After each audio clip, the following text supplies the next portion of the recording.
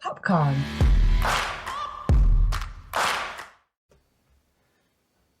Hi, and welcome to Popcorn. Today we look ahead to the sim releases for 2022. All dates, times, blah blah blah are, correct at time of recording. So we have about 17 or 18 to get through. Busy month in April before the big summer blockbusters come out in May. So with that being said, let's look ahead. So, 4th of April sees 5 releases. Yep, the first one there being Sonic 2, which is obviously a sequel to the previous movie.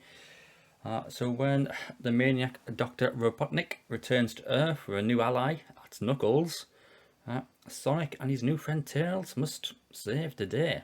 So Sonic 2. We've also got The Bad Guys, and this is, again, it's an animation regarding criminals, animals.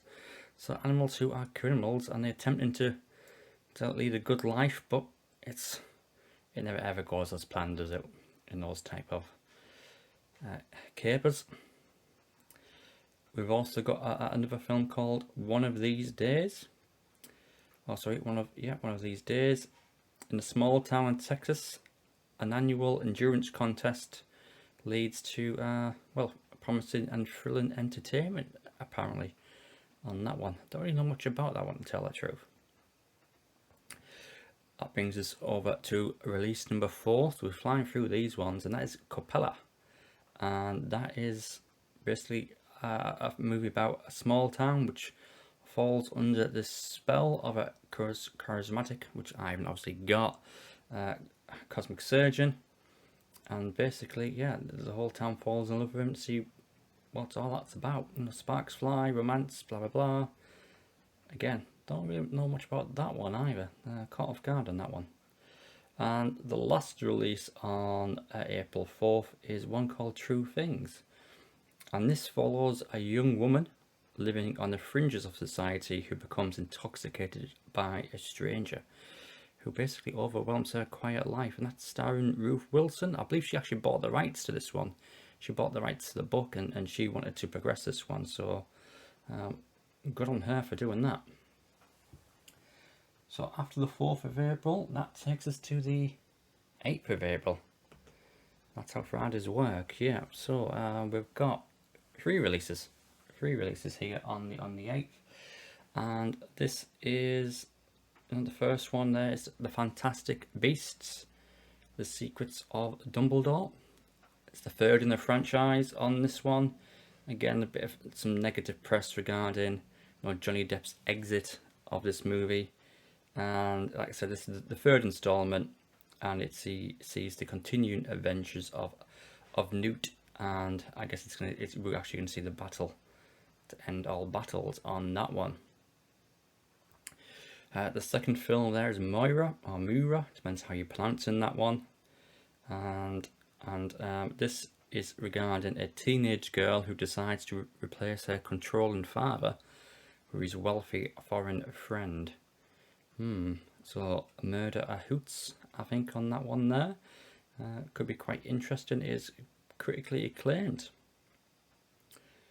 The last release for this particular day, 8th of April, is The Outfit. And you know what? Actually, let's take a look at this one. Yes, so this is The Outfit, 8th of April release. It's got an all-star cast. And this is in respect to a master tailor who lives in Chicago and operates a little corner shop with his assistants there, who's played by Zoe Deutch. And whilst making beautiful clothes at a costly price, the only people who can actually afford them are the local vicious gangsters who one night ask for a favour. Now, what I'm liking about this movie and what I've seen so far, like on the trailers and the snippets I've seen, it doesn't rely on not CGI. It seems to be like an old-fashioned tale of an old-fashioned filmmaking, really. And from what I can gather as well, it all seems to take place inside the shop. So yeah, really fascinating to see that one. That's The Outfit, and that is on the 8th of April. 15th of April. 4 more releases, and we're getting some bigger movies here as well. Let's take a look at Father Stu first. So Father Stu stars Mark Wahlberg, and it follows the life of Father Stewart, an ex-boxer turned priest who basically inspires lots of people around him with his journey from self-destruction and redemption. So Father Stu, Mark. So yeah, that could be a bit of a mixed bag on that one. We've got Operation Mincemeat, which is a World War II intelligence movie. Again, I'm not too sure much detail on that one. We have The Northman, which totally does look epic if you've seen the trailer on that one. You know, Robert Eggers usually knocks out the park on his movies, so The Northman is on there. And that takes us to the Lost City. So let's take a little look at that one. So yeah, The Lost City, starring Sandra Bullock and Channing Tatum. And just by looking at the trailer here, you know, you can see this looks a bit like, you know, Romance in the Stone, Jewel in the Nile, that type of feel about it. And the story on this one is that Sandra Bullock plays a reclusive romance novelist who's on a book tour with her cover model, that's Channing Tatum, and who end up getting kidnapped and basically live the journey, live the adventure of finding the lost city, of trying to find some gold. So the mad kidnapper is Daniel Radcliffe, and he takes them believing that they can solve where the mysterious lost city is and the lost treasure is. So this one, it's had some decent screenings. It seems to be action comedy, like I said, Romance in the Stone type of thing from the was it late 80s, early 90s, if you've seen those movies. But yeah, this looks good, and it seems we haven't seen one of these movies for a while now, you know, these type of adventure comedy type thing. Maybe Red Notice on Netflix, maybe I'm just rambling now, I have no idea. So yeah, Lost City, I'll be checking this one out. 22nd, starts to calm down a little here. Only the two movies. So we have Room 7, which is about a homeless retired Mike who's in his 70s, and he waits for the council to find him somewhere to live. But he's horrified to discover the refugee family living where he's living. So this one seems to be a drama. Again, not really too much sure about that one. So it's a guy who's waiting for basically a flat from the council by the sounds of it, but he's horrified to discover a refugee family already living there. So I don't know, squatters? I don't know. Anyhow, don't know much about that one. Haven't seen a lot of press on that one, so apologies if I've undersold that one.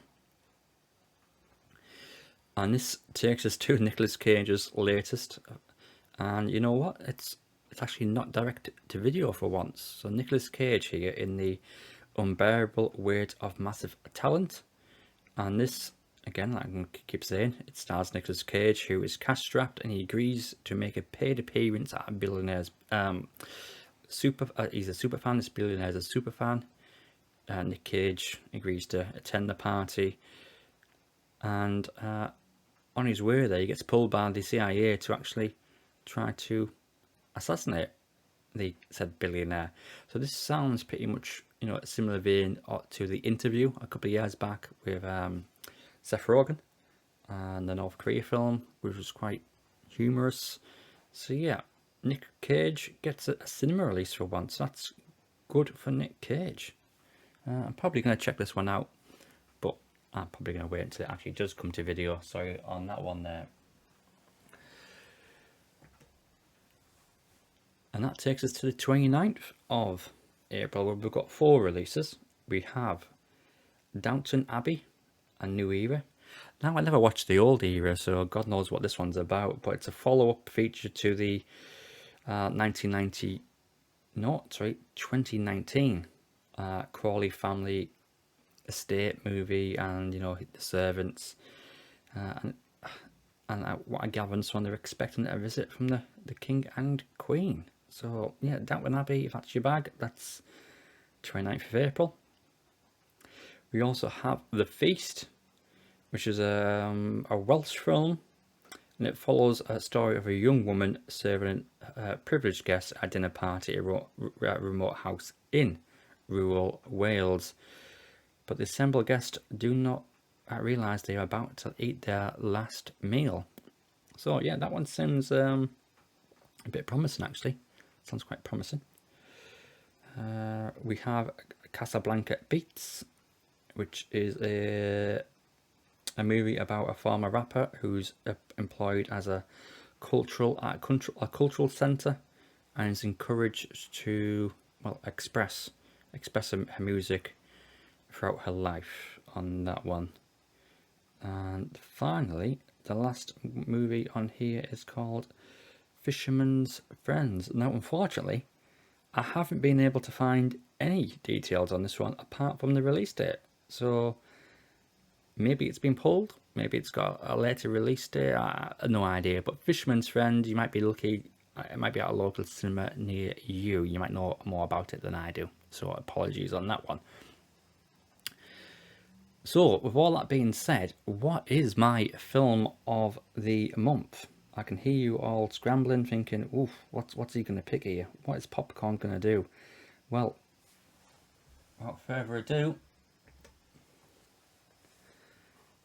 it's The Northman. So really looking forward to this one.